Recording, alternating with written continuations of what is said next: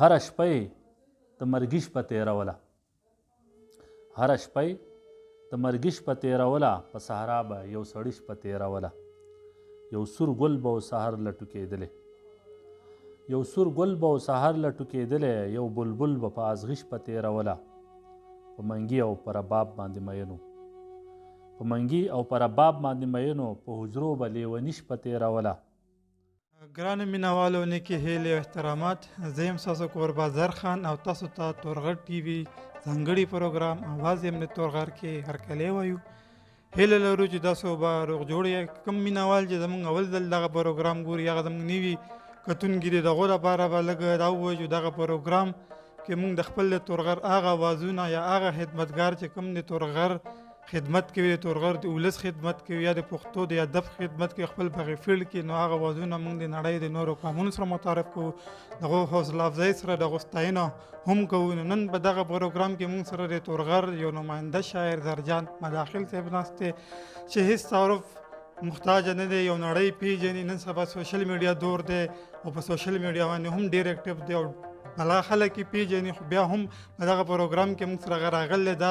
یوازې د تورغر ټي وي نه بلکې زما لپاره هم ډېر د ویاړ خبره ده چې زه نن زرجان مداخل صاحب سره په دغه مرکه کې ناست یم. زرجان صاحب په هکله به دا ووایو چې ډېر په کام مین یو کامپاله او شاعر دی، په کام ډېر مین دی، د کام په غم غمجنېږي هم. د هغې لوی مثال د لږو ورځې مخکې دغه یو کتاب چاپ شوی دی چې روانه شوو بازارونو تېر شوم، دغه کتاب نوم سره که دغه کتاب ټایټل داسې وګورئ، هغې باندې د وزیرستان روان شوي بازارونو یو عکس دی، د هغې داسې اندازه لګولی چې زرجان صاحب صرف د تورغر یو نماینده شاعر نه دی بلکې هغه د لر او بر یو نماینده شاعر دی. دغه شاعري کې رومانوي سره دی نه علاوه د کام د غم د هم ډېر دی، د کام لپاره خپل وخت په وخت غږ هم هغه پورته کړی دی. نن به هغه سره موږ په دغه مرکه کې د سیاسي نه علاوه د ادبي او دغه د ژوند په هکله دغه نه به کلامونه هم اورو. زموږ سره اوسئ. زرجان صاحب موږ تاسو ته خپل به د پروګرام کې هرکلی وایو، ستړی مه شئ درته وایو، ستاسو ډېره مننه کوو چې تاسو زموږ دغه پروګرام له راغلی. نو تپوسونه به خو ډېر کوو، خو اولنی تپوس زموږ دا زرجان صاحب چې تاسو د ادب طرف ته څنګه راغلی یا داسې څه محرکات و وجوهاتو چې تاسو په دې خبره مجبوره شئ او تاسو ادب ته راغلی؟ ډېره مننه ملګري زرخان، ستاسو د تورغر ټي وي ستاسو د ملګرو ډېره مننه او شکریه کوم او ډېر خوشحاله یم چې نن تاسو ما له وخت راکړو او ډېر مهرباني. نو ډېر خوشحاله یم په دې حواله چې تاسو مې ولیدئ، دغه شانته نور ملګري په سوشل میډیا باندې ډېر اکټیویټ کوي خپل، او دا زموږ دپاره د خوشحالي او فخر خبر ده. ډېر خوشحاله یم. تاسو پوښتنه وکړه چې تاسو ادب ته څنګه راغلی وئ تاسو. نو بس زما د ماشومتوب راهسې زما په خیال چې زما د 1950 یا 56 یا په دغه دوران کې دا زما یو نیکه زما د مور پلار هغه د پښتو سره ډېره مینه وه، ډېر شوق یې و. هغه زما د نیکه نوم ناباد خان و، زما د مور پلار چې کوم دا سلسله تاسو داسې دغه کومه لکه نو هغې چې د هغې د پښتو سره ډېره مینه وه، د هغې سره هغه به پښتو هم پړاوله، د پښتو کتابونه مو ورسره او رباب به هم ډېر ښه غږولو. ما خو نه ولیدلی، خدای دې وبخي. او نو بیا د هغه نه وروستو زما ماما سکندر خان مابریوال ما په خپل کتاب کې په هغه باندې یو نظم هم لیکلی دی. کله چې هغه وفات شو د هغې نه پس ما یو نظم لیکلی دی، هغه به بیا کتابونه لوستل او هغه هم د رباب ډېر ښه استاذ و، ډېر خلک یې پېژني. زموږ د علاقې د تور خلک کافي خلک هغه پېژني، څوک چې د ټنګ ټکور سره او د مجلس سره او د خپل ولسي دغه سره ادب سره تعلق ساتي، یقینا چې هغه به زما ماما پېژني. نو یوه وجه هغه وه چې هغه ماما دې کره کتابونه و، هغه کتابونه مو ما کاته، زه به حیران شوم چې دا خو د پښتو کتابونه دي او دا به څنګه سړی لولي او داسې واخېست. ماما ته بیا ما وی ورو بیا د پښتو ولسي کتابونه چې کوم دي هغه مې ورو لوستل شروع کړو، هغه مې لوستل، د هغې نه مې یو شوق پیدا شو، یوه مینه پیدا شوه. او دغسې هم بیا د پښتو دا اوس تېرو ورځو کې دا راته خبره رایاده شوه د راډیو نړیواله ورځ وه، نو د راډیو سره هم زما ډېر زیاته مینه وه، ډېر شوق و بالکل په هغه وخت کې ریډیو د وخت ډېر ضرورت سیزو او ډېر خلکو به ریډیو استعمالوه. لکه زموږ په علاقو کې خو نور څه نه و بغیر د ریډیو نه، خپل هغه دغه چې دی هغه په ریډیو باندې دغه کوله، تنده به یې ماتوله د حالاتو مطابق او دغه معلوماتو. بالکل. نو زما د ریډیو سره ډېره مینه وه، بیا خاص کر د پښتو او د پښتو پروګرامونو سره. نو ما په د ریډیو ورځ چې وه نو ما په دغه ما چې وکتله د ریډیو ورځ ده، نو بیا ما ته یاد شو، بیا ما په هغې باندې یو پیراګراف دوم ولیکل چې زما دا دغه هم خلکو ته معلوم شي. نو دا کوم ریډیوانو سره چې زما رابطه به وه هغه پکې، او کوم د دنیا د کومو ریډیوانو به چې پښتو نشریات کېدل هغه به ما اورېدل. نو هغې کې ډېر ریډیوان داسې وو چې هغې سره بیا زما قلمي رابطه هم وه، چې په هغې کې امریکا غږ، BBC لندن، د چین بین المللي راډیو او د کابل ریډیو، او بیا د هغې سره د تهران ریډیو چې ورته وایي دا ډېر پخواني ریډیوګان دي د پښتو نشریات کوي. نو دا زما یو مینه او شوق په دغه دوران کې ما یو نظم لیکلی او دا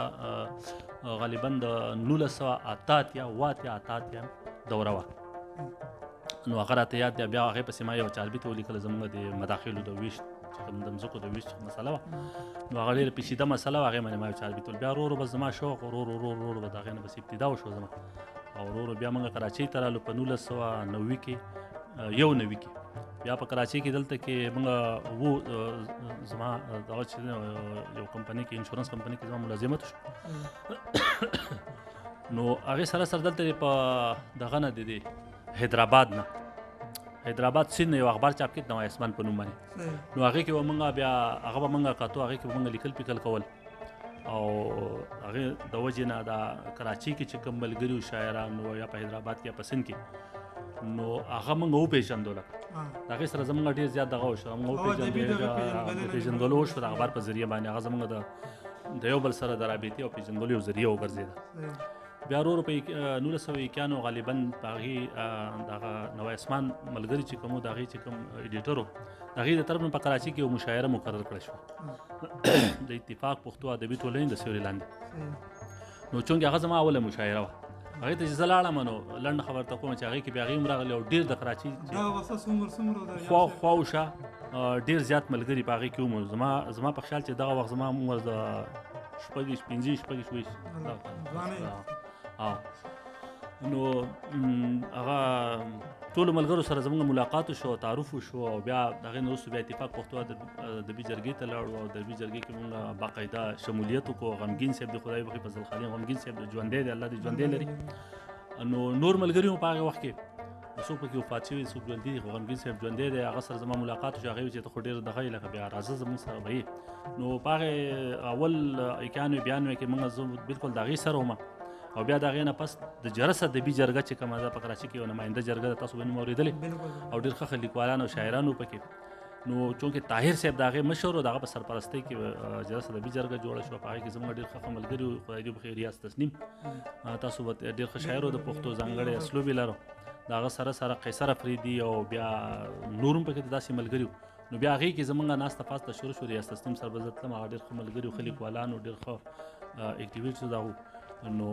په ورو بیا بس د ادب سره وابسته شو، په خپل مې هم لیکل شروع کړو. زموږ د ابتدایي دا و. زرجان صاحب داسې خو ستاسو ډېر لوی سفر دی او د ډېر ښه خلکو ستاسو لاس ته ولاړه شوې ده.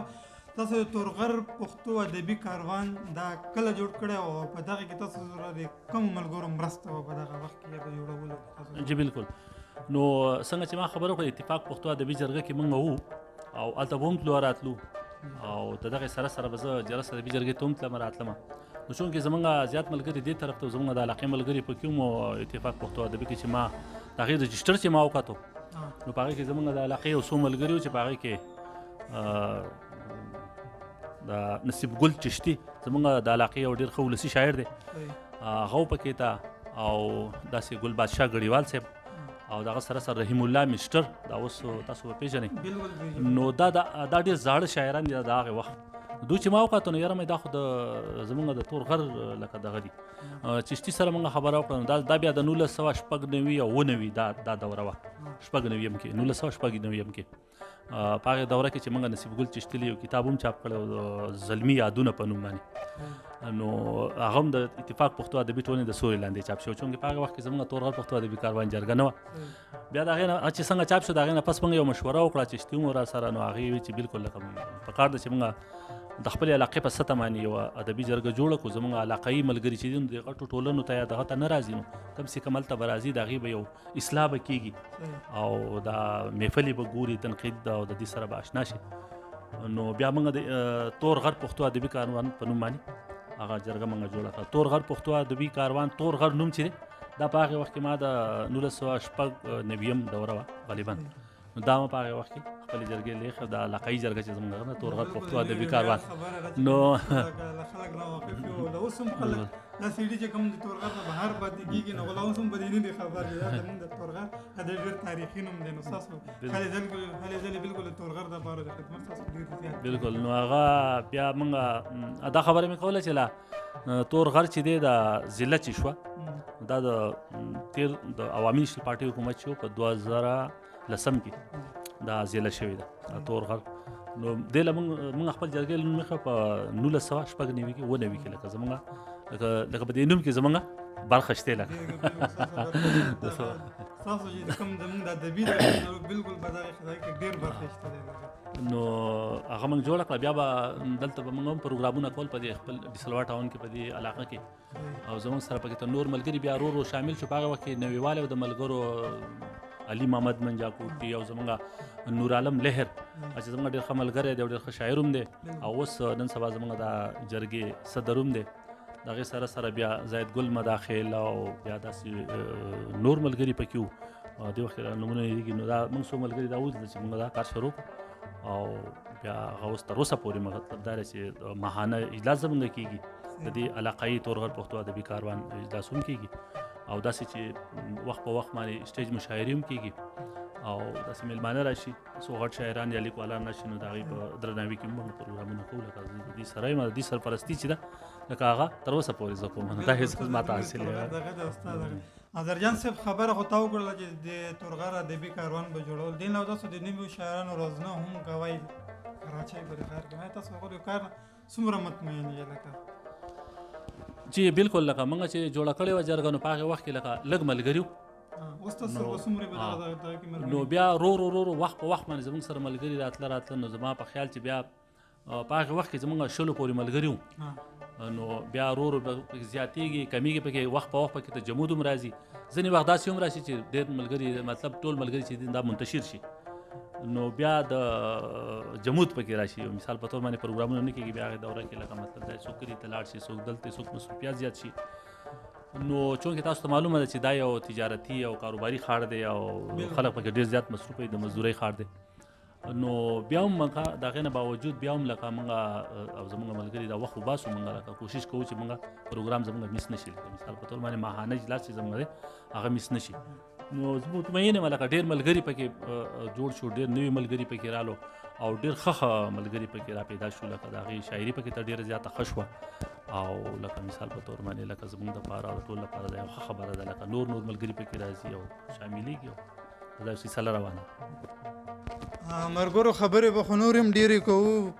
موږ انګلیشي کې دوی انفینټي سوالونه دي درجان صاحب خو ډېر وسیع سوچ لرونکي د ادب لپاره هم ډېر خدمت دي په سیاسي دغه باندې هم ډېر هغه جوخ نظر لري او د دې نه علاوه هغه به کلامونه هم اورو خبرې به مخ وړاندې وړو خو موږ غواړو چې دې نه اړم بیا د درجان صاحب نه یو ښایسته شانتې کلام واورو نو بیا به د هغې نه مخکې خپل د مرکه مخ وړاندې به وړو درجان صاحب یو ښایسته شانتې کلام به راته ووایي بیا به د مرکه خبرې به مخ وړاندې وړو چې دا مرکه زموږ نور هم زیاته خوندوره شي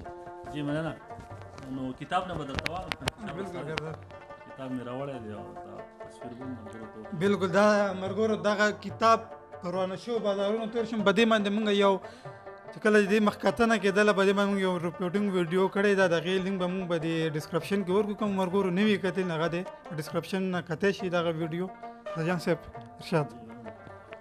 نو دغه خو ډېرې دی غزل یې ډېرې بس یو غزل به ورته وایم که مرکه زموږ اوږدی نو انشاءالله یو مختلف قسم مختلف قسم کوشش به کوو چې موږ پکې مو وایو چې مزاحمتي دغه هغه به مو کوو دا یو غزل دی چې د تیارو او تورتمونو خلاف غږ نه کوي چې د تیارو او تورتمونو خلاف غږ نه کوي چې د تیارو او تورتمونو خلاف غږ نه کوي خود به دا خلک د مرګونو خلاف غږ نه کوي ډېر ښه درجان صاحب او عجیبه نه ده چې په پورې کلي ظلم غندي ډېر عجیبه نه ده چې په پورې کلي ظلم غندي او په خپل کلي د ظلمونو خلاف غږ نه کوي ډېر ښه درجان صاحب او دوی د ګلونو او غوټو په قدر نه پوهیږي دوی د ګلونو او غوټو په قدر نه پوهیږي دوی د تالا والا باغونو خلاف غږ نه کوي ډېر ښه درجان او صاحب ډېر د ښه مننه او د هغې خلکو په کورونو دې هم اور ولګي د هغې خلکو په کورونو دې هم اور ولګي څوک چې د 100 مکتبونو خلاف غږ نه کوي ډېر ښه درجان صاحب دا بار دې یو ځل بیا مننه د هغې خلکو په کورونو دې هم اور ولګي څوک چې د 100 مکتبونو خلاف غږ نه کوي او هغه به څنګه بیا د دې وطن خیرخوا وګرځي هغه به څنګه بیا د دې وطن خیرخوا وګرځي په دې وطن چې د بمونو خلاف غږ نه کوي ډېر ښه ډېر ښه او دا شعر دی چې رامعلومیږي په دې خلقو د بلا سایه ده چې را معلومیږي په دې خلقو د بلا سایه ده چې د ویجاړو بازارونو خلاف غږ نه کوي ډېر ښه مننه او اخیری مقطع چې دا شقي دای دستور دی په دې ښه پوهیږي دا شقي دای دستور دی په دې ښه پوهیږي دا چې زرجان د خپل دردونو خلاف غږ نه کوي ډېر ښه درجان صاحب ډېر زبردست او زړه راښکونکي ملګرو څنګه چې ما تاسو ته ویلي وو چې زرجان صاحب په کام مین په کام په غم دردمن او وخت په وخت د کام لپاره هغه خپل په لیک په صورت کې خپل په شعر او شاعرۍ کې هغه غږ پورته کوي نو زرجان صاحب کلام تاسو واورېد څومره درد او د کام د غم او د کام د بیدارۍ دپاره د زرجان صاحب څومره ښه ځلې دي زرجان صاحب بیا خپل شخصیت محدود کړی نه د تورغره پورې هغه صرف د تورغره پورې ځان نه دی محدود کړی نه د هغه صرف تورغره پورې خلک غږ پورته کړی دی هغه د کابل په غم هم غمجن شوی هغه د کابل په خوشحالۍ هم خوشحالېږي هغه پېښور کویټه وزیرستان سوات ننګرهار کندهار دا ټول خپل وطن ګڼي په کم ډېر مین دغه دی الله دې کې چې زرجان صاحب دغه ژوند دغه تکړه اواز دې موږ ته ژوندی وي او خدای دغه سایه چې ده په دغه کام په باندې لوی عمر له ساتي او دعا به کوو چې زرجان صاحب له خدای نور هم طاقت نور هم بریا ورکړي او راتلونکي وخت کې زرجان صاحب کلام خو تا ډېر ښایسته و ډېر زړه دغه پکې و خبرې به نور هم کوو زرجان صاحب پښتونه خو تورغر چې تاسو وکړله چې پښتو ادبي تورغر تاسو ډېر مخکې چې کوم مخکې لازلي نوم هم نه ویښله چې دغه نوم بیا تاسو 10 یا 15 کاله مخکې دغه اواز تاسو پورته کړی و زرجان صاحب لکه غلطي کوم نه باندې کې تاسو یو رساله هم راښکلې شاید تورغر یا کنډاو تورغر په نامه باندې وه نو هغې به هکله به راته څه ووایي چې په دغه کې تاسو سره څه مرسته وه دا څومره چلېدلې وه وایه دا بیا د هغې د وروستو بندېدو څه وجوهات وو څه وجوهات چې دا بیا مخ وړاندې لاړ نه په دې هکله به راته لږ معلومات راکړي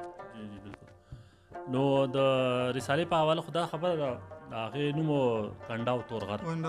کنډاو تورغر د هغې نوم اصل کې زمونږ تورغر او تورغر کې ټول د غرونو علاقه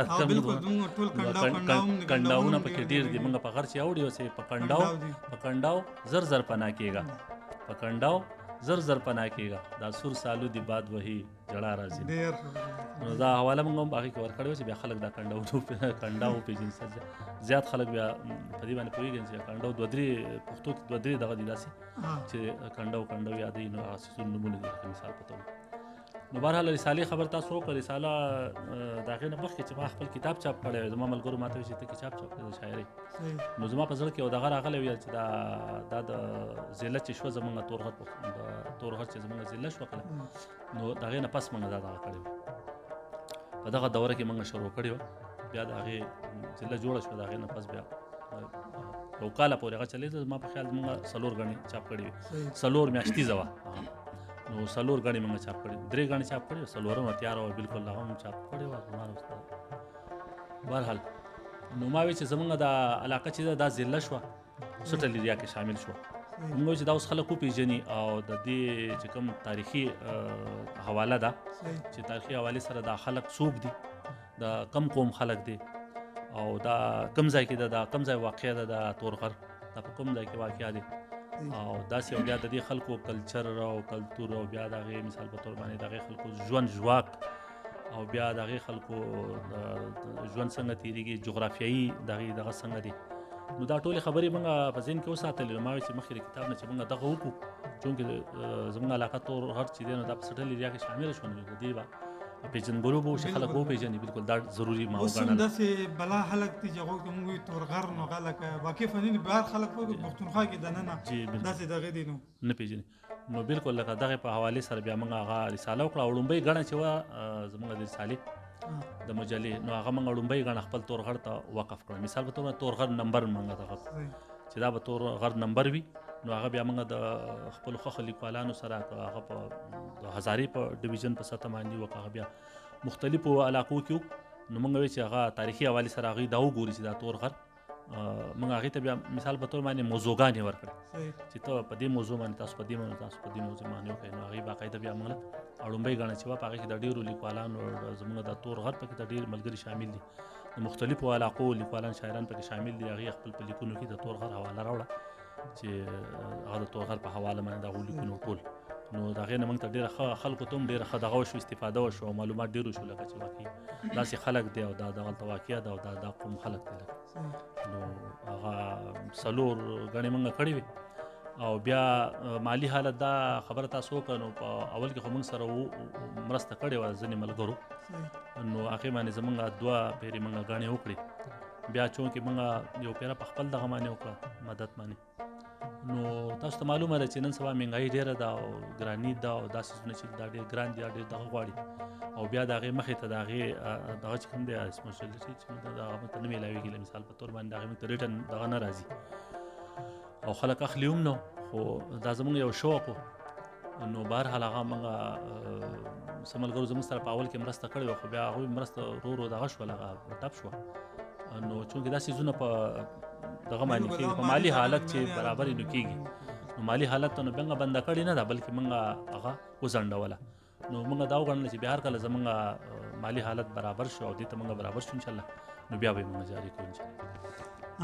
الله دې انشاءالله تاسو له توفیق راکړي درجان صاحب دغه چې کوم مجله وه د تورغر دپاره ډېره لازمي ډېره ضروري وه ځکه چې که موږ وګورو نو تورغر پسمانده نه علاوه تعلیمي دغه باندې هم ډېر پسمانده دی بیا د تورغر چې کوم ولس دی هغه خپله تاریخ باندې هم لکه ډېر زیات داسې خلک دغه نه دي خبره خپل تاریخ د دغه نه ډېر نه دي خبر نو داسې مجلې چې هغو دغه تاریخ دغه کلچر نه صرف هغو ته بلکې د نړۍ د نورو قامونو ته هم دغې سره متعرف کړي زموږ تورغر دغه کې نو دعا به کوو چې خدای دې بیا دغه سلسله شروع کړي تاسو له خدای دې طاقت درکړي چې تاسو هغه مخې وړاندې ویسته درجان صاحب خبرې به خو نورې هم ډېرې کوو مخ وړاندې به وړو یو پښتون به سیاسي حق لمانه دغه باندې بلګ راشي تاسو چونکې په ادب هم هم ډیر په دین علاوه تاسو په سیاسي نظریه هم ډیر جوخ نظر لري تاسو تجزیه ډیر دغه وی د اکثر په سوشل میډیا تاسو تجزیه ګورم ډیر ښه دغه کوي تاسو نو دا ورته وي تاسو د کراچۍ په دې ښار کې چې کوم کامکچ کامي حقوقو کې د کوم نظریه سره تاسو یا پالټي سیاسي پالټي سره پاتې شي یا سیاسي نظریه تاسو کوم سیاسي نظریه لري نو نظریه خو زمونږ واضحه ده مونږ خو د شاعر دپاره خو دا ضروري ده چې شاعر سره خپل یو ټوس نظریه پکار ده چې وي او هغه زمونږ قامي نظریه چې ده هغه زمونږ نظریه ده او د هغې نه علاوه لکه په کراچۍ واقع چې د پښتنو ډېر غټ ښار یادېږي په ډېر زیات تعداد کې پښتانه اوسېږي څوک 50 لکه یادوي څوک 50 لکه یادوي اوس خو لا نور هم زیات شوي وي خو افسوس دا دی چې پښتانه په کراچۍ کې په یو ځای باندې نه دي آباد بلکې د کراچۍ په سیل بوسنډو په مختلفو علاقو کې مختلفو ځایونو کې تقسیم دي نو څوک چې هم کراچۍ کې د پښتو چې کوم قامپرستې ګوندونه دي که عوامي نیشنل ګوند دی او که هغې پښتونخوا ملي عوامي ګوند دی او که داسې نور دي نو چې د پښتنو دپاره کار کوي د پښتنو د بقا د پښتنو دپاره د امن د پښتنو د سر و مال د تحفظ خبره کوي نو زمونږ خو لیکوالان شاعران نو بالکل لکه موږ خو خپل د قام په سطح باندې دغه کوو شاعري کوو دغه کوو هغې دپاره کوو نو موږ بالکل لکه د هغې خلکو سره به موږ زمونږ مرسته به د هغې خلکو سره څوک هم چې د پښتنو د بقا خبره کوي د پښتنو د ترقۍ د پښتنو د خوشحالۍ د پښتنو د یووالي او د پښتنو د امن او د تحفظ خبره کوي نو موږ به د هغې ملګري بالکل درجان صاحب چې کوم شاعر او ادیب چې د کام مرسته نه کوي یا د کام باندې مین نه وي یا د کام په غم نه دغ کېږي زه نه غواړم چې دا د هغې کام ادیب دی یا لیکوال دی درجان صاحب خبرې به مخ وړاندې نور هم وړو چونکې تا ته زموږ تورغر دی الله هم د ډېر مسایلو سره مخامخ ته او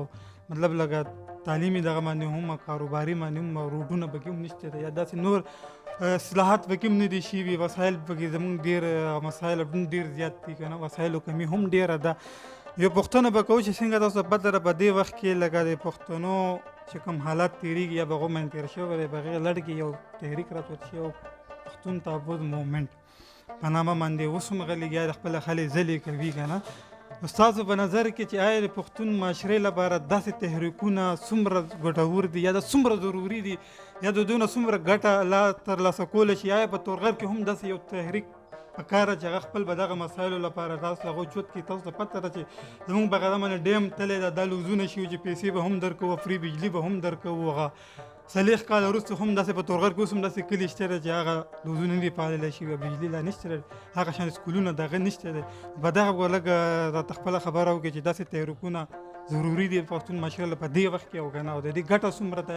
پښتون تحفظ مومنټ تر اوسه پورې څومره ګټې ترلاسه کړي دي خپل باندې دغه لړ کې؟ بالکل دا خو ډېره ښه خبره ده او موږ ډېر زیات مطمئن یو دا د نوي جنریشن چې کوم دی، نوي هلکان او نوي نسل چې رارسي،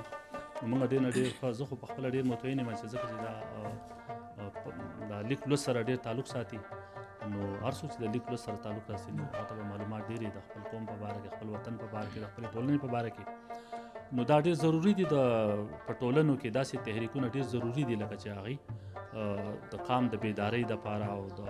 ښه او بد دپاره او مخې ته څه را روان دي د هغې دپاره او د خپل حقوقو دپاره. نو دا خو ډېر ضروري دي، دا خو بالکل دا ډېر ضروري چې خلکو کې دا شعور پیدا کوي چې تاسو خپل حق وغواړئ، ستاسو حق څوک عذاب کوي. نو دا خو یو دغه دی، لکه یو شعور دی، لکه مثال په طور باندې، نو په شعوري توګه باندې لکه دا ډېر ضروري دي. نو زه خو مطمئن یم او تاسو دغه خبره وکړه، د پی ټي ایم خبره وکړه، نو هغه خو دې حواله تاسو خبره کړه، نو هغه خو ټولې دنیا ولیده او ټولو خلکو ته معلومه شوه چې هغه خو لکه داسې غږ نورو قام پرستو پارټو به هم کوه، لیکن هغوی داسې غږ ونه کړو څنګه چې په هغې طریقه باندې لکه څنګه چې دوی وکړو. دوی بالکل په دې کې منافقت ونه کړو، په دې کې بالکل هغې واضحه خبره وکړه چې تاسو ته موږ وښیو چې موږ څوک وژني، زموږ وطن څوک خرابوي، زموږ ژوند څوک خرابوي، موږ څوک د خپل کلو، د خپل کورونو، د خپل ښارونو در په دره کوي او موږ د چا د لاسه متاثره کیږو او ولې موږ کاروبار نشو کولی، دا څوک د دې شاته څه پس منظر دی، څه دي؟ نو هغه بالکل لکه هغې واضحه کړه، هغه خبره بالکل خلکو ته وښودله. نو دا خو ډېر ضروري دي، لکه دا ښودل ډېر دي. اوس خو دا هغه دور نه دی، هغه زمانه د سوشل میډیا دور دی، د ساینس د ټکنالوژۍ د دې څیزونو دور دی. اوس یو خبره پټه نشي پاتې کېدی زما په خیال. نو تاسو پخپله ولیدل چې هغې خبرې منځته راوړې، هغه خبره رښتیا شوه، هغه خبرې رښتیا شوې. نو هر څوک هغې وي چې هغې د مخې نه د هغې دباوول وکړی شو، خو چونکې یا خبره خلکو ته معلومه شوه، نو څوک چې پوهېږي نو هغوی په هغې باندې پوهېږي. نو داسې تحریکونه لکه په معاشرو کې ډېر ضروري وي او بیا خاص کر تورغر حوالې سره تاسو خبره وکړه. نو تورغر کې خو ډېر زیات ضروري و، مخکې ضروري و، اوس نو لکه ډیم خبره تاسو وکړه. نو ډیم چې دی نو ماشوم په وخت کې زما یاد شي په 1994 کې 74 کې ډیم راغلی، نو هغه وعدې چې زموږ سره شوې، زموږ د تورغر چې ده 22,000 دغه چې ده ایکړه ځمکه دا په توربېله ډیم کې راغلی ده. نو د هغې تر اوسه پورې زموږ د ټول تورغر موږ ته د هغې متبادل چې دي هېڅ هم نه دي میلاو شوي تر اوسه پورې. بالکل هغې وخت کې لوزونه کړي وي، یو رساله ما سره وه، نو هغې کې بالکل لکه هغې د ډیم په حوالې سره لیکلې وه، ډیم په حوالې سره هغه ډېرې خبرې لیکلې وې چې دا ډیم ولې جوړېږي، د څه دپاره جوړېږي او د دې نه به فایده سي حکومت ته، او بیا د دې متاثرینو سره به د حکومت څه سلوکي او دا حکومت به دوی سره څه سلوک کوي. نو په هغې کې باقاعده لیکلي چې دوی ته باقاعده د خپل مځکو په بدله کې نورې نهري مځکې، آبادې مځکې، نهري مځکې، مثال په توګه د اوبو د لاندې مځکې به دوی ته میلاویږي او باقاعده به دوی ته الاټ پلاټ میلاویږي او د دوی چې باقاعده نورې کومې موضوع دي هغه به هم میلاویږي او د ډیم نه چې کومه رایلټي میلاویږي هغې کې به هم د دوی حصه نو تر اوسه پورې د هغې دپاره موږ اوس په دې وروستي وخت کې یو جدوجهد یو کوشش روان کړی دی. زما یو ورور دی او موږ زموږ کلیواله موږ یو کمیټي جوړه کړې وه. نو هغه د پلاټونو خبره کم سے کم چې وه نو هغه زموږ سره هغې ومنله چې پلاټونه تاسو ته موږ درکوو. بالکل لکه تاسو ټول تورغر چې کوم کورونه ډوب شوي کوم کلي ډوب شوي هغې چې څومره تعداد څومره متاثرین د هغې ته ټولو ته به میلاویږي. او د هغې نه وروستو بیا ستاسو د مځکو خبره ده نو د مځکو متبادل دغه به بیا د هغې نه وروستو کوو چې دا وکړو. د هغې نه وروستو کوو. یو کوشش موږ روان کړی دی انشاءالله هغه تر سحده پورې ډېر کامیاب روان دی. په دې کې څومره تاسو دغه لاره چې کامیابي به وشي؟ بالکل هغه یعنې کامیاب بالکل کامیابي په هغې کې دا ده چې په دربند ټاون کې چې نیو دربند ټاون چې دی هغې کې د متاثرینو دپاره مځکه کومه مختص شوې وه د پلاټونو دپاره. نو هغه پلاټونو مځکه بحال ده. مثال په طور باندې هغه پلاټونه زموږ په نوم باندې پراته وو. هغه 300 او 11 او 11 دغه کاناله دا جوړېږي دا پلاټونه او په هغې کې 120 دوکانونه دي چې دا کمرشل دي. بیا د هغې نه علاوه په اوږۍ بوتۍ نومې چې یو ځای دی بجنه ورته وایي نو هغې کې لکه حکومت هم بیا سمځکه اغستې وه. دا په 2002 کې په 2003 کې غالبا په دغه دوره کې اغستې وه. چونکې د دربند دا مځکه کمه وه نو هغې بیا ورسره نوره واغسته نو دا یې برابر کړه د تورغر د ټولو خلکو دپاره چې 600 او 80 کورونه و دا چې کوم ډوب شوي نو دا د هغې سره برابر کړه چې دا پلاټونه به دې خلکو ته ورسي لکه مکمل بشي. خو چونکې هغه د بجنه چې ده نو هغه جوړول غواړي هغه لږه غریزه ده او کومه دربنده چې ده نو دا کوم بالکل اواره ده او دې باندې بالکل کار شروع کېدو واله دی او هغې زموږ سره لوس کول وکړو بالکل لکه چې هغه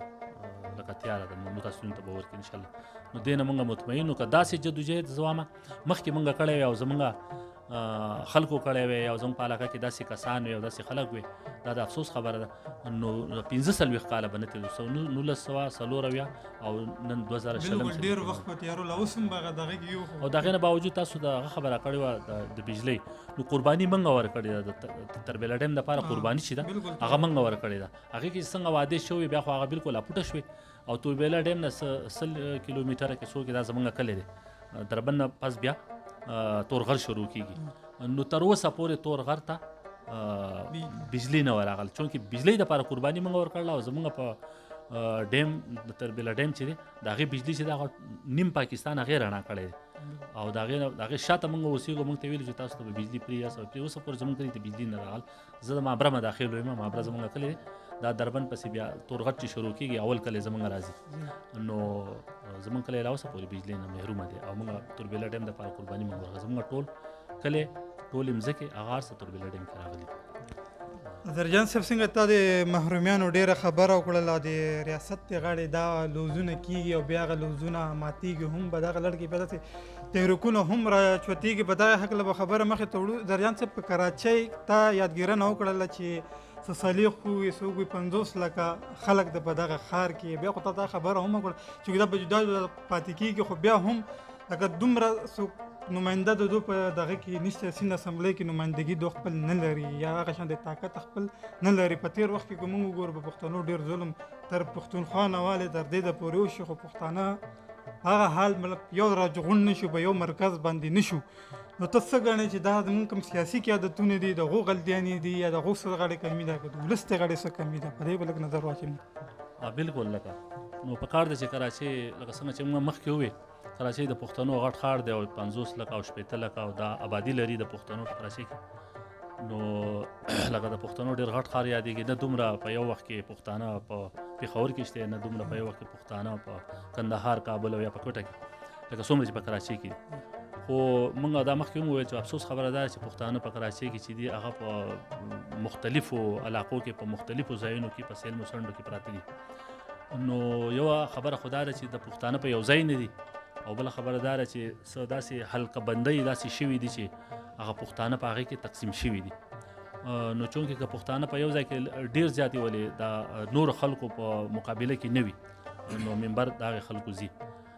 دا یو کوشش شوی او د ټولو پښتنو په کراچۍ کې څومره پښتانه اوسېږي نو دا یو جرګه جوړه شوه داسې ډېره موده وشوه. نو بیا د هغې نه وروسته یو انتخابات وشو په هغې کې بیا عوامي نیشنل پارټۍ 2 ممبران چې دي هغه لېږلي صوبایي اسمبلی ته او بیا د هغې سره سره بیا په د بلدیاتو په انتخاباتو کې چې هغه وشو نو زما په خیال چې 14-15 پورې بیا دا 15-16 پورې ده ناظمان راغلي نو داسې کوششونه پکار داسې کوششونه چې وشي نو ان شاء الله هغه ورځ لري نه چې هغه موږ ته به هم باقاعده پښتنو ته به ممبرشپ هم میلاویږي اسمبلی کې به هم دغه ویسي او په د ناظم په سطح باندې به هم هغوی دغه ښه ممبران لیږي نو دا پکار دی چې پښتانه یو شي او یو موټی شي یو اتفاق شي نو دغه ورځ لري نه دی ان شاء الله چې موږ هم اسمبلی ته لاړ شو پښتانه هم اسمبلی زرجان صاحب دا د سوشل میډیا خبره ګوره د سوشل میډیا په هکله به یو تپوس کوو د تیر پښتنو باندې چې کوم حالات تیر شوي د 1980 نه په پیر څه بیا دا جهادونه او دغه یو جنګونه زموږ په دې سیمه باندې راغلو مذهبي جنګونه نو په شاعر خو ښه کردار وي لږ هغه وخت کې شاعر خپل هغه غږ په ښه طریقه غواز طریقه باندې نشو رسولی چې کوم کې یو پلیټفارم نه و اوس خو سوشل میډیا پلیټفارم دی نو د دې حواله به راته ووایه چې د هغه وخت څومره ګران او اوس د سوشل میډیا د وخت څومره اساني پیدا شو یو دویم سوال په دې کې دا هم کوو چونکې اوس نوي شاعران به د سوشل میډیا باندې راغلي خپل هغه لیک کوم کوي او په اواز کې ما ویډیوګانو خپل هغه غزلې شیر کوي نو تاسو د دې نه څومره متعین یو دی په هکله به خپل رایه به راته شریک کړئ چې آیا دا ښه یا بد هغه به راته شریک کړئ. یاره مننه دا ډېر ښه سوال تاسو وکړو موږ لرې نه ځو دا جنګونه چې زموږ په وطن کې تیر شو دا 4مه لسیزه ده چې روانه ده 10 کاله وشو دا 40 تم ته نږدې کېږي دا هلې ګولې او زموږ په وطن کې دا درز غوبل او بیا موږ بیا لرې نه ځو لکه زموږ سره یو قامي تحریک هغه موږ باچا خان تحریک یادولی شو د باچا خان قامي تحریک یا د خدایي خدمتګارو تحریک نو هغې کې چې هغه وخت کې کم لیکوالانو کم شاعرانو نو د هغې وخت لیکوالانو شاعرانو په هغې تحریک کې ډېر زبردست رول لوبولی دی او زما نه دی خدای خبر چې دا نومونه راته نه یادېږي بیا هیر شي څوک لیډر یا څوک صحافي لیډر بلکې د یو پارټۍ مشر و باچا خان یې تپوس کړی و چې که چېرې ستا په شان ستا د دې تحریک په شان لیکوالان شاعران که زما په تحریک کې وی نو چې ما به څه کارونه نه وی کړی نو دا یوه ښه خبره وه چې د باچا خان په تحریک کې او قامي تحریک کې اصل کې قامي تحریک ورته موږ وایو د پښتنو په هغې کې چې کوم لیکوالانو شاعرانو هغو ډېر ښه کردار ادا کړی لوبولی دی او هغې ښه لکه یو طاقتور قسم کردار لوبولی دی هغې نو په هغې وجه باندې د هغې تحریک چې و هغه ډېر مضبوط او ډېر ښه روان او په هغې کې د هغې وخت لیکوالانو شاعرانو په شمول د اجمل خټک صاحب هغې پکې جیلونه هم خوړلي دي او دغه شانته پکې نور هم په هغې کې اجمل خټک غني خان د هغې سره شمس القمر اندیش قمر راهي صاحب دا ډېر ښه نومونه دي دې وخت کې ما ته نه یادېږي نو په دې تحریک کې ډېر ښه شاعران ښه لیکوالان نو هغې پکې خپل ډېر ښه رول لوبولی دی او په هغې وخت کې چونکې تاسو خبره وکړه چې سوشل میډیا هم نه وه دومره اکټیویز نه و څیزونه نو هغې په خپل د قلم په ذریعه باندې د تحریر په ذریعه باندې هغې ډېر ښه کردار ادا کړی دی اوس چونکې تاسو خبره وکړه او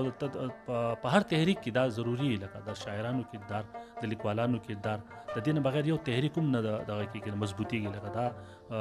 تحریکونو ته مضبوطیا بخي د شاعران پکې لیکوالان پکې چونکې شاعران لیکوالان تاسو په خپله پوهېږئ چې محقق خلک چې دی څېړنکاران خلک چې دی هغې یو پوهه لري یو علم لري نو هغې کې چې کم دننه اندروني کم څیزونه نو هغه ټول په تحریري توګه معنی کېږي نو دا ډېر ښه کردار ادا کوي لیکوالان شاعران چې هغه د خپل دغه سره لکه په صفا نیت باندې او په خلوصي نیت باندې لکه په خپل تحریک کې شامل وي د اوسني خبره تاسو وکړه خبرې ډېر دي چې بېشکه اوس د سوشل میډیا دور دی او لکه دا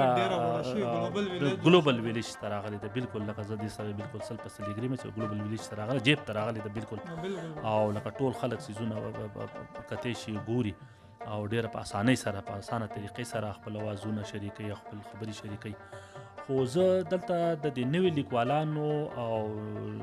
نوي شاعران چې دي زمونږ دا لکه په دې کې ډېر ښه ملګري دي ښه شاعران دي پکې په فکري حوالې سره په معیاري حوالې سره او په یو جدیدیت انداز کې دا دي خو دې کې یو دوه څیزونه دي هغه زه دوه کمی پکې محسوسومه کېدای شي نور ملګري ما سره په دې باندې اتفاق ونه کړي دا زما ځانګړی خپل یو نظر دی دوه کمی پکې ته ډېر زیات ما ته محسوسېږي یو دا ده چې دا لیکوالان شاعران چې دي دا موږ چې ورته نقل وایو دا نقل چې کوي دا یو خبره نه ده. هر سړي له خپل یو اسلوب پکار دی، خپل یو انداز پکار دی، خپل ذاتي انداز پکار دی. نو که غار څنګه نو هغه بیا د هغې په دغه کې هغه مخکې تللی شي لکه او دا بیا دغه خپلي یوه. او دویمه خبره دا ده چې دا خاص کر په شعرونو کې او په غزلو کې په نظمونو کې لکه ډېر ښه نظمونه وایي، ډېر ښه اوږده نظمونه دي او ډېر ښه خبره ما تاسو ته وکړه چې ډېر معیاري او جدیدیت یې پکې، نویوالی پکې، وزن یې پکې په دغې حوالې خو ډېر ښه دي. خو لکه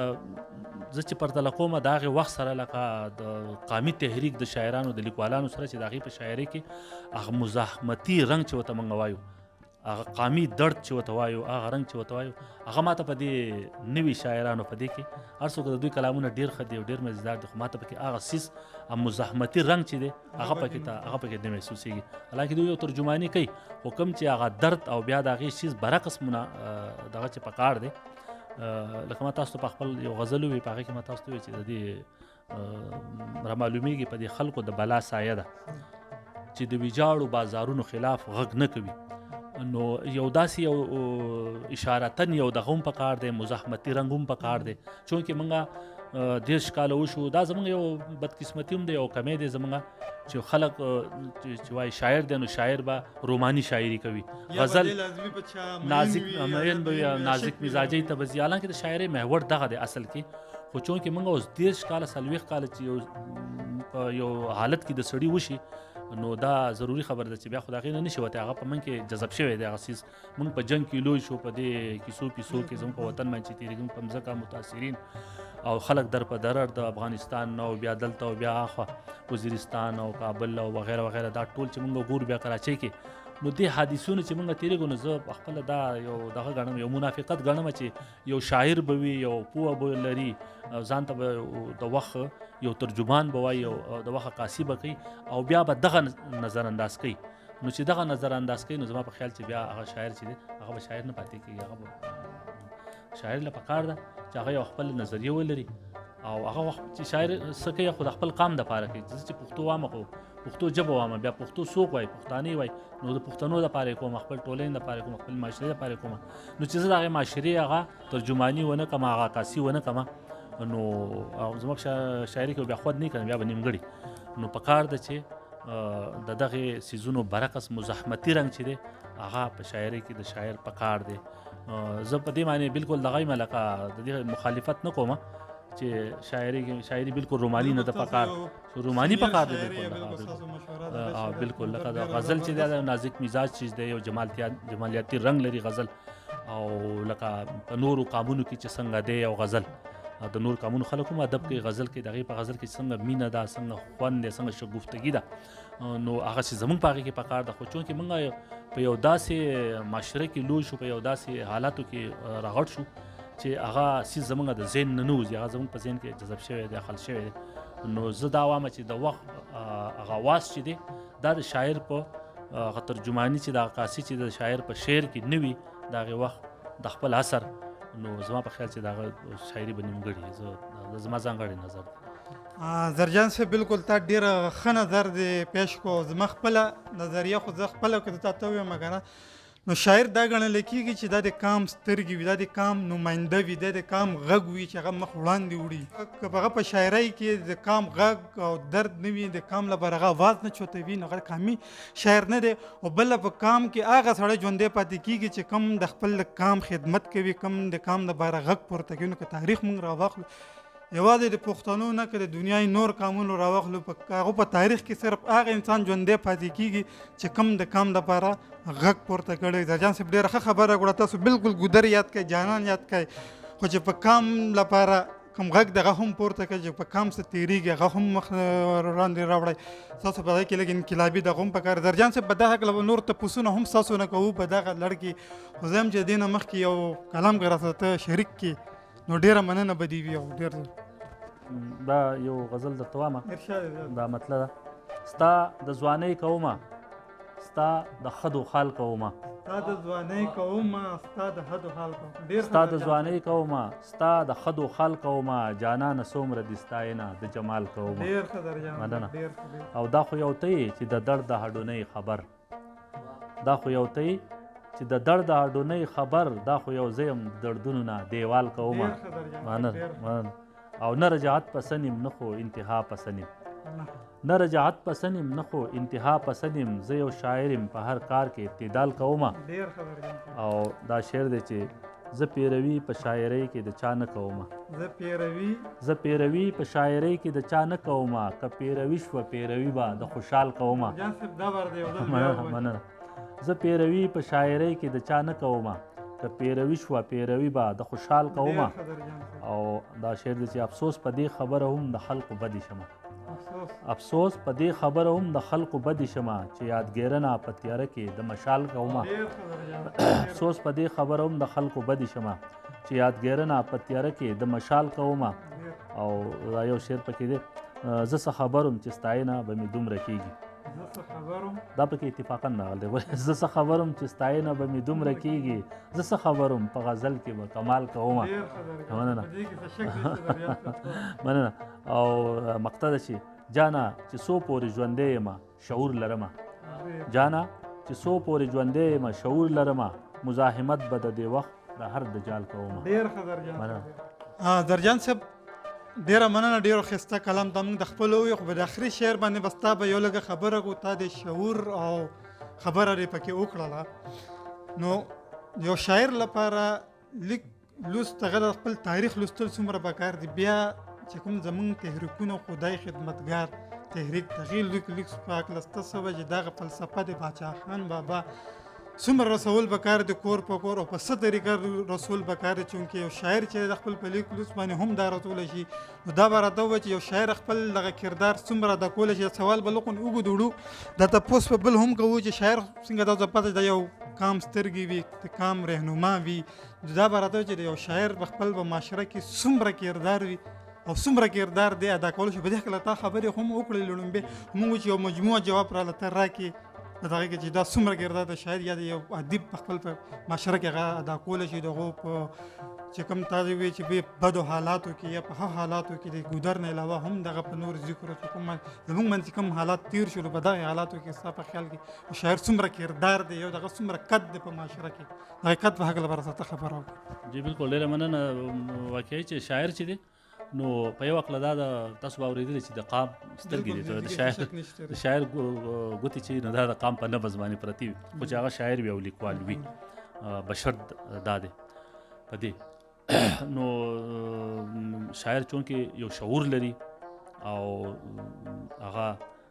دغه چې دی دغه فن چې دی هغه په خپل فن کې د خپلې معاشرې د خپلې ټولنې هغه نیمګړتیاوې هغه مثبت څیزونه هغه ټول شاعر له پکار ده چې هغه راواخلي او دا د شاعر یو فریضه جوړیږي ما چې څنګه مخکې ووې موږ د دې مخالفت نه یو چې کنې موږ د روماني شاعرۍ مخالفت یو یا مخالف یو یا موږ د ښکلې شګفته غزل مخالف یو نه بالکل دغه د شاعرۍ اصل محور دغه دی چې غزل دی یو شګفتۍ او په هغې کې د ښکلی رنګ وي په هغې کې د جمالیاتي رنګ وي په هغې کې د مینې محبت د عشق خبرې وي خو موږ دا وایو چې د هغې سره سره د شاعر د خپل وخت غږ هم اوچتوي د خپل وخت چې کوم غږ دی د خپل وخت چې کوم ضرورت دی کوم هغه چې ګوري په معاشره کې نو چې کوم هغه ته نیمګړتیاوې ښکارېږي هغه له اوچتول پکار دي نو بالکل شاعر د شاعر ډېر ښه کردار دی په معاشره کې او د دنیا څومره چې تحریکونه دي څومره قابونه دي څومره ټولنې دي نو په دغه ټولو کې چې د شاعرانو کردار چې دی هغه ښکاره دی نمایه چې ورته وایي بالکل ښکاره دی لکه د لیکوالانو د شاعرانو نو هغه شاعر چې دی هغه یو مثبت سوچ لري او خپله معاشره خپله ټولنه دا یو مثبت طرف ته راکاږي نو هغه په خپل فنپارو کې په خپل لیکونو کې په خپل تحریرونو کې په خپل شعرونو کې او په خپلو شاعرۍ کې لکه د دغې هغه اظهار کوي د دغې ښه مثبت فکر اظهار کوي نو دا ډېر ضروري دی د معاشرې لپاره شاعر کردار چې دی دا لازمي دی درجان صاحب تپوس په بل کو مخ وړاندې بوځو دغه کې تورغر کې ډېر ښه نامې تېرې شوي دي په شاعرۍ په دغه کې ښه شاعران تېر شوي دي چونکې دغو بیا لیک لوست نو په کتابي دغه کې بیا نو موږ ته ترلاسه شوی نو دغه وخت به را سره لږ خبرې وکړو یو به راته دا ووایي چې شاعر له د تعلیم څومره ضرورت لري. او بله به دا راته ووایي چې تورغر چونکې په پښتو کوم خپل صنف چاربیته کې هم ډېر ښه چاربیتې لیکل شي، ډېره زیاته لیکلی کېږي. او بیا هم د لکه د نورو سیمو زمونږ شاعران مخ وړاندې هغه شانتې رانغلل، هغو کتابونه داسې مخ وړاندې رانغلل. د دې څه وجوهات کیدای شي؟ زه به لږ رڼا واچوم ته. دا ډېر ښه خبره ده. او تورغر چې دی نو موږ هم تورغر باندې خبرې وکړې. دا غالبا دغه دوره وه دا کله چې تورغر په سټل ایریا کې شاملې ده. او نو په هغه دوره د هغې نه لږ مخکې 2-3 کاله مخکې موږ دا جدوجهد هلې ځلې شروع کړې وې چې موږ د خپل علاقې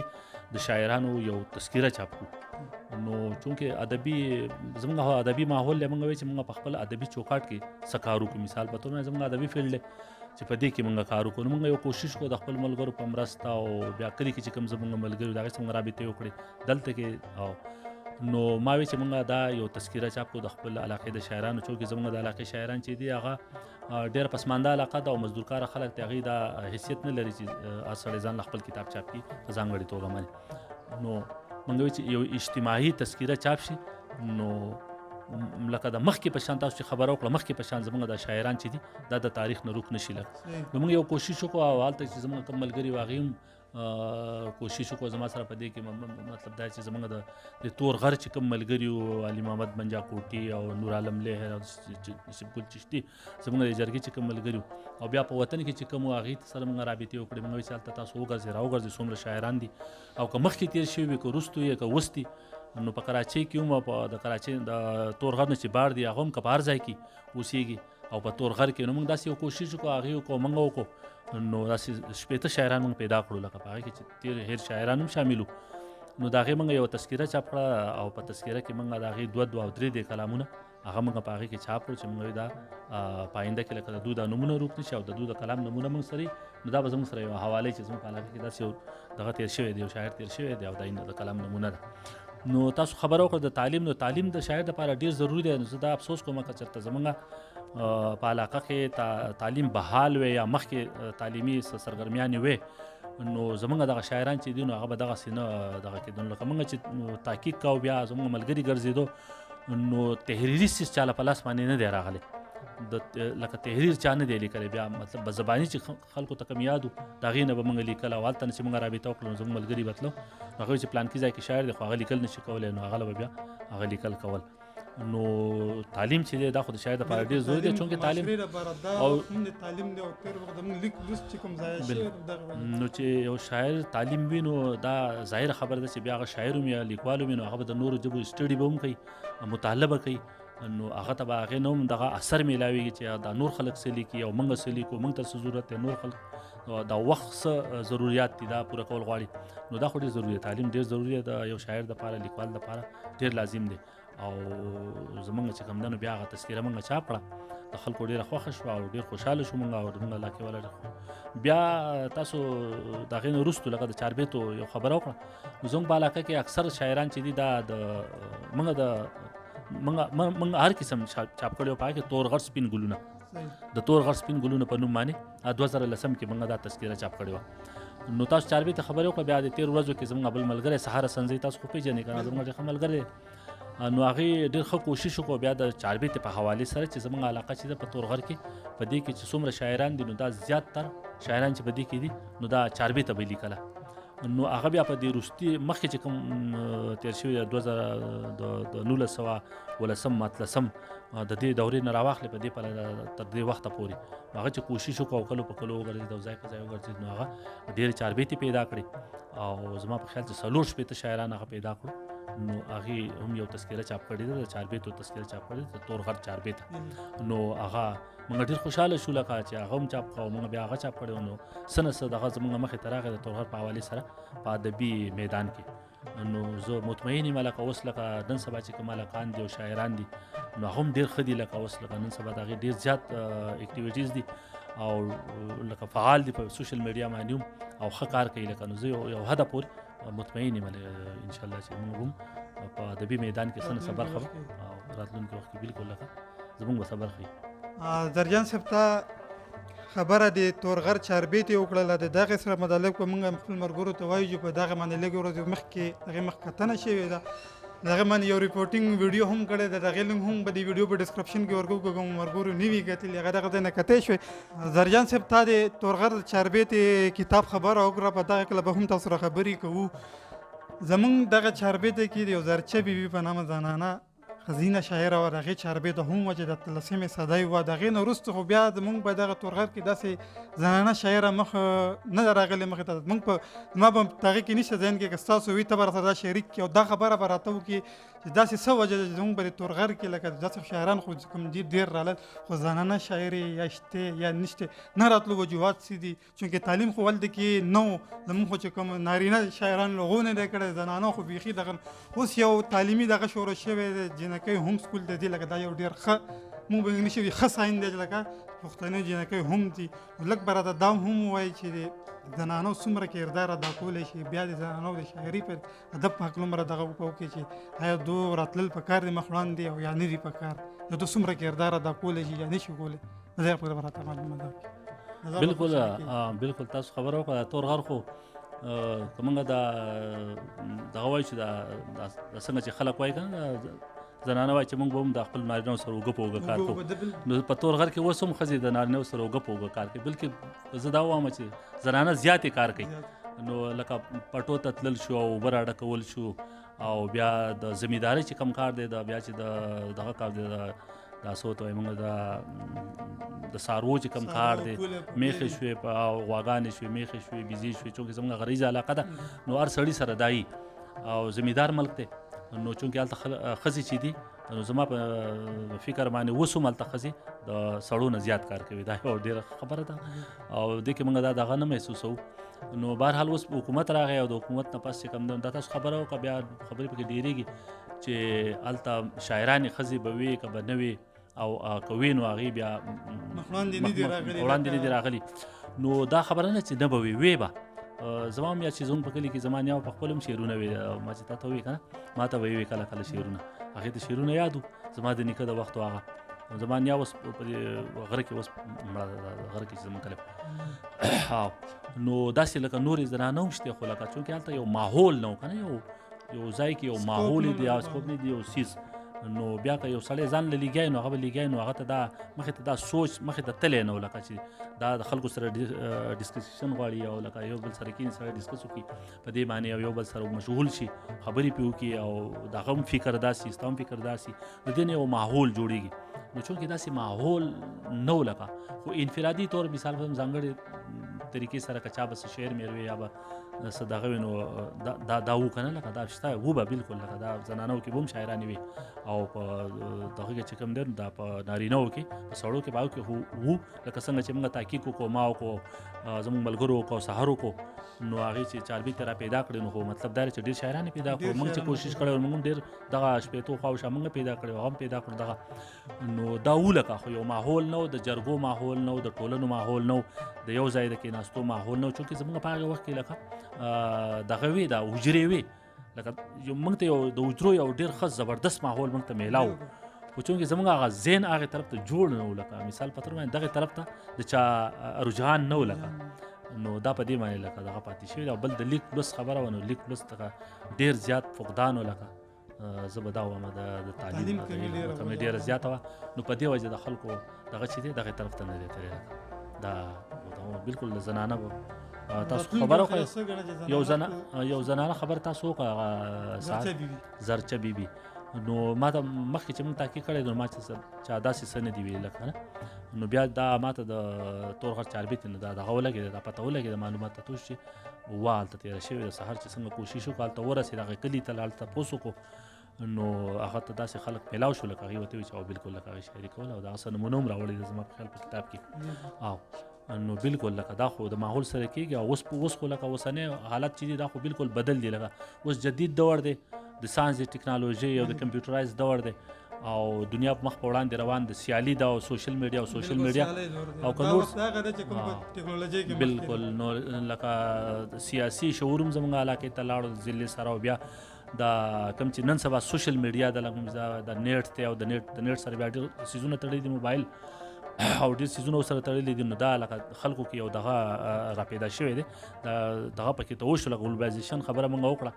نو دی هغې هم لکه زموږ د علاقې والا خلکو هم دا وکتل لکه چې دا نوره دنیا څه کوي او دا څنګه اکټیو ده په دغه کې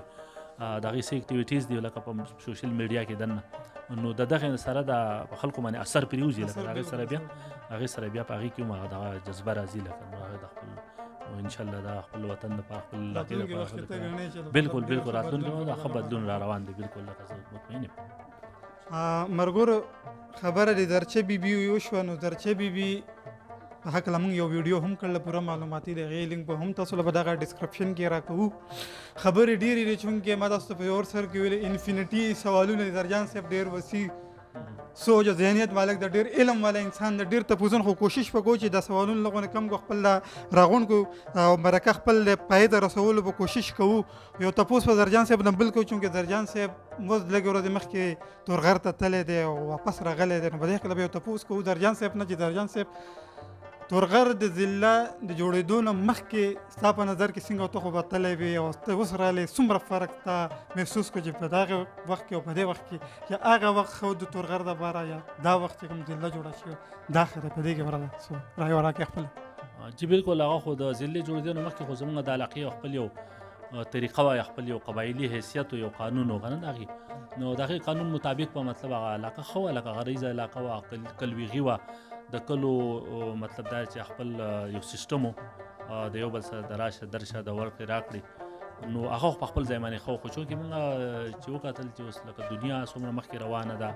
او زموږ نه چاپېره چې کومې ضلعې دي هغې کې څومره رڼا ده او د علم او خلک څنګه مقابلې کوي او مخ په وړاندې باندې دا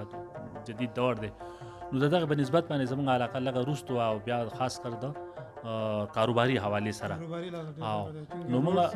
روډ نه و بجلی نه وه او په نورو ځایونو کې وه نو موږ ته لکه دا تکلیفات ډېر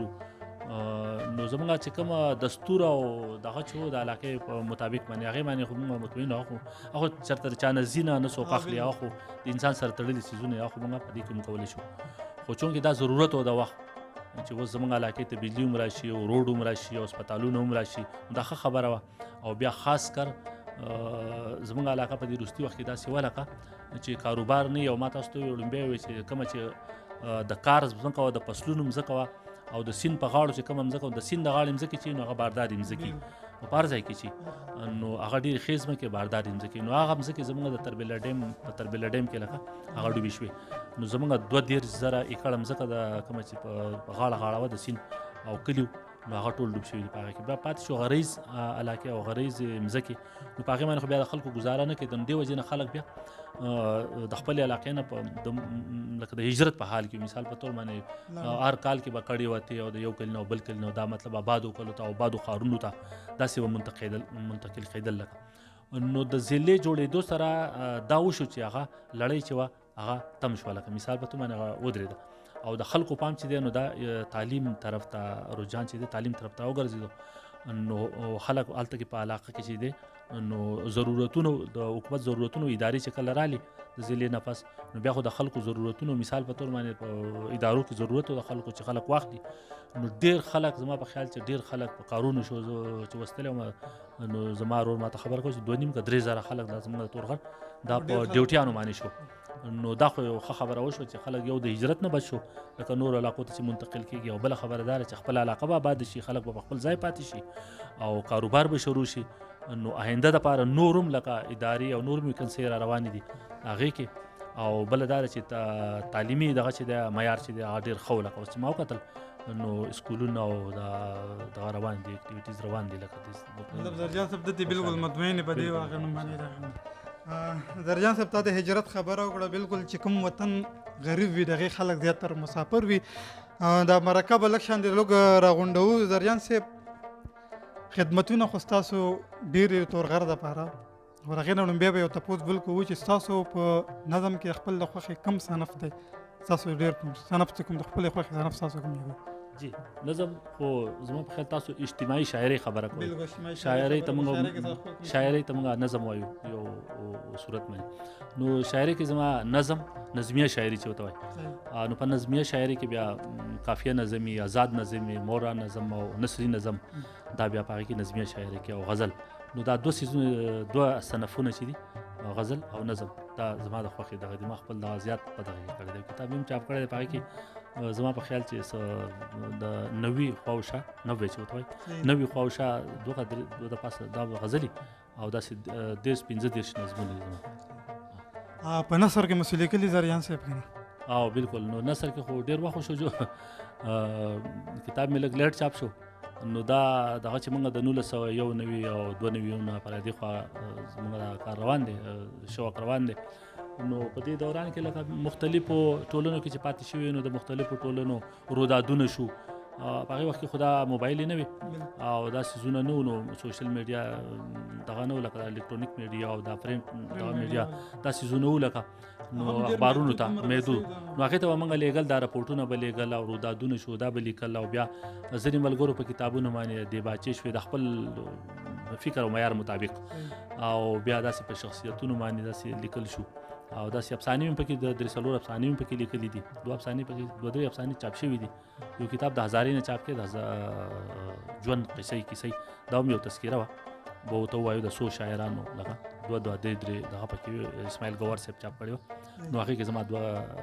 افسانې شاملې وي داسې دوه درې څلور سره نورې وي او دغه شانته په شخصیاتو باندې او مختلفو پروګرامونو باندې او داسې نو دا نثري دغه دی زموږ لکه کالمونه شو لیکلي درجان صاحب د مرکه په پای ته رسولو ته کو اخري تپوس وکړو خدمات خو دا خبره پټه نه ساتور غرض لپاره ډیر ادبي زیات ډیر خدمات ډیر خلي ځلې دي او ستا په نظر کې تاسو تر اوسه پورې تورغر لپاره څومره کار کړی دی د ادبي دغه کې او بیا تاسو تورغر ادب ته په راتلونکي وخت کې په څه نظر ګورئ نو زه خو وایم چې موږ لا یو ایسه کار چې دی نو د ادب په میدان کې په تورغر کې یو ایسه کار هم نه دی شوی نو هغه ځای ما په نور ملګري دي خو اوس دا تمه پیدا شوې ده دا امید مې پیدا شوې ده هیله لرم چې انشاءالله آینده وخت کې به لکه تورغر کې چې څومره ملګري دي شاعران دي نو د هغې د هلو ځلو ته د هغې حوصلو ته د هغې جذبو ته چې ګورم نو ډېر مطمئن یم چې انشاءالله وروستو به نه پاتې کېږو د نورو علاقو نه زموږ د علاقې ادب چې دی دا به مخ په وړاندې روان انشاءالله درجان صاحب بس اخري تپوس وکړو بیا به د هغې نه وروسته ستانه یو کلام اورو بیا به چې د مرکه پای ته رسوو د تورغر د کوم نوي شاعران دي زموږ د هغو لپاره به څه پیغام ورکوي نوي ځوانان چې کوم دي د هغو لپاره تعلیمي دغه کې هغو لپاره څه پیغام داسې ورکول غواړي چې هغو خپل د تورغر دپاره هغه وکړي بالکل نویو ملګرو دپاره خو لکه چونکې اوس سوشل میډیا ډور دی نو ټولو ته معلومه ده او په فیسبوک کې او په دې سیزونو کې هغه خبر دی ګوري که نه نو دا یو خو تعلیم چې دی دا خو ډېر ضروري دی د شاعري کولو لپاره تعلیم ډېر ضروري دی که څوک وایي چې دا سړی تعلیم نه او د شاعر دی نو هغه نیمګړی شاعر وي زما په خیال باندې تعلیم ډېر ضروري دی چونکې چې د هغې سره چې کوم دی نو هغه لوستلی شي د نورو ژبو ادب لوستلی شي نورې خبرې لوستلی شي او خپل ادب لوستلی شي د خپل ادب مطالعه کولی شي نو دا ډېر ضروري چیز دی تعلیم او بیا د هغې سره لکه نوي هلکان چې دي نو هغې په ادبي ماحول چې دی ادبي جرګې چې دي او ادبي پروګرامونه چې دي نو هغې کې هغې له ناسته پاسته پکار ده نو چونکې په ادبي ناستو کې دا کېږي چې په هغې کې تنقیدي اجلاسونه کېږي مذاکراتي اجلاسونه کېږي مذاکرې کېږي تنقیدونه کېږي نو هغې کې چې سړی کېني سړي ته دا اندازه ولګي د هغه ذهن فرش د هغه اندازه ولګي چې زه څه لیکم او خلق څه لیکي او بیا تنقید چې کېږي نو هغه خو د یو څیز اصلاح کېږي د هغې کره کتنه کېږي نو هغې کې سړي ته اندازه لګي چې یاره دا سیس ټیک دی یا ټیک نه دی یا په ادبي لوازماتو باندې د ادبي چې کوم خپل فني لوازمات دي هغې برابر دی که برابر نه دی نو د ادبي جرګو کې ادبي محفلونو کې ادبي غونډو کې ناسته چې ده دا ډېره ضروري ده د شاعرانو لپاره چې د سړي ته ډېره ښه دغه کېږي لکه ښه معلومات ترلاسه کړي ډیره مننه زرجان صاحب مرګورو اوس په خپل مرکه پای درو نن بیا به زرجان صاحب نه یو خسته شانت کلام به اورو ځکه چې زرجان صاحب یو وسیس علم والا انسان د دنیا چې څومره تپوسونه کول دا ختمیږي نه خو ان شاء الله په راتلونکي وخت کې نورې مرکې به هم زرجان صاحب سره ږدو نوي سوالونه به نوي دغه به تپوسونه کو فلحال زرجان صاحب دپاره د یو خسته شانت کلام ووایه بیا به خپل مرکه موږ پای ته رسوو علامتي نظم دی ګمان خلق وای په دې کلی کې بلا ده خلق وای په دې کلی کې بلا ده خلق ویلې دي اخستي هر سړی اخته په غم دی په هر کور کې جوړ ماتم دی خلق وای په دې کلی کې بلا ده د بلا چې سوي خوښه هغه کېږي د بلا زړه چې څه غواړي پوره کېږي هره شپه د کلي یو سړی کمیږي خلق ټول په دې پوهېږي خو بیا هم نه راویښېږي خلک وایي په دې کلي کې بلا ده. ډېر ښه ده، ډېر د دې کلي د بلا جیبه زوړ دی، د بلا سیوری په ټول کلي راخوړ دی. اوس زموږ د کلي خلک نه پوښتنه د یو بل کړي، نه یو بل ته نږدې کېږي، ټول د یو بل نه یریږي. خلک وایي په دې کلي کې بلا ده. زه خدا ګمان کوم، زه خدا فکر کوم که زموږ د دې کلي د دې خلکو دا حال وي نو بیا زر ده چې کورونه به د خلکو خالی کېږي او دا کلی به بلا ته پاتې کېږي. ډېر ښه ده، ډېر. نو دا یو زوړ نظم دی او د ارشاد دی. زما چې هغه پخوانی کم کیفیت وه ګودر د دې عنوان دی ګودر. که تاسو لکه زه خپل زوړ کلی چې یادوم لکه داسې تا ته یادېږي که نه، تا ته یاد ستا شمکوره مینه، هغه زما او ستا سپېڅلې او بې باکه مینه تا ته یادېږي که نه، هغه پټي، هغه د کلي مازدیګر او د ګودر خوندونه تا ته یادېږي که نه، زموږ پټي او د ګودر غاړه، هغه د بیرې او نختر غاړه. زه به هر وخت ستا د دیدن په خاطر د خپل بابا سره پټو ته تلمه، موږ به پټي ایوه کول، موږ به چڼۍ کرلې. ما به په زړه کې ویل خدایه ته به کله راځې چې مازدیګر به شو او ته به راغلې. ما ته له ورایه د منګي په سر مسکۍ به شولې، زما به هر څه هیر شو، زما به ټوله ستوماني ختمه شوه. ما به چې تا ته کتل زما به زړه درزېده، زما به لاس رپېده، زما د لاس نه به د خاورو کنډولې پرېوته. تا به د ځان سره پټ پټ وخندل، تا به روانه شوې او شاته به دې بیا وکتل او په کتو کې به دې داسې ووې اوبه د کوز ګودر خوږې دي، جانانه ستا دپاره بل ګودر ته ځي. مرګرو زموږ دغه وړه شانتې مرکه پای ته ورسېدله چې په دې کې موږ سره زرجان به داخل صاحب ناست و. بخښنه به غواړو که زما نه څه پوښتنې پاتې شوي وي یا زما په پوښتنه کې څه غلطي کړي وي، ځکه چې زرجان صاحب ډېر علم لرونکی دی. موږ د دې لایق نه و چې زرجان صاحب سره کینو مرکې وکړو، خو بیا هم دا د دغه د پښتو د ژبې یا د پښتو د خپل د کام د خدمت دغه چې زموږ زرجان صاحب د شخصیاتو سره کېنه ځکه زرجان صاحب د تورغر یو نماینده لیکوال دی. موږ د زرجان صاحب ډېره مننه کوو. دا مرکه اوس خپل دغه پای ته رسوو، په دغه کې موږ سره مرسته وه د زاید ګل مداخل صاحب، موږ د ده هم ډېره مننه کوو. د جمیل حسنزی زموږ سره په دې کې مرسته وه، دغه هم ډېره مننه کوو. د تلو نه مخکې به د ارواحات زرین پریشان صاحب یو څو شعرونه دي هغه به زرجان صاحب ته او د دې سره د خپل د تورغر چې کوم زموږ نور شاعران دي هغو ته به هم ډالۍ کوم. د هغې نه نوم بیا بل وخت شانتې دغه وکړم چې دغه شعرونه ویلو زما مقصد څه دی چونکې زرین پریشان چې یو هغه د بډګرام سره تعلق لرونکی بډګرام د هزارې چې د پښتنو یو غټه لویه ضلع ده او دغه شان د تورغر په ګاونډه تورغر هم د پښتنو یو لویه ضلع ده په زاره کې دننه. نو زرین پریشان صاحب وایي چې د بډګرام شډل پښتانه د هزارې په جرنده دل پښتانه، د بډګرام شډل پښتانه د هزارې په جرنده دل پښتانه، دا خو زمونږ شاعري وه ګنې زرینه مونږ ته چا ویل پښتانه. ډېره مننه، د الله په امان. خورېږم زه د ټولې پښتونخوا په لرو بر، خورېږم زه د ټولې پښتونخوا په لرو بر، آواز یم د تورغر زه آواز یم د تورغر، آواز یم د تورغر زه آواز یم د تورغر، د امن ترانې وایم د ژوند په هر ډګر، د امن ترانې وایم د ژوند په هر ډګر، آواز یم د تورغر زه آواز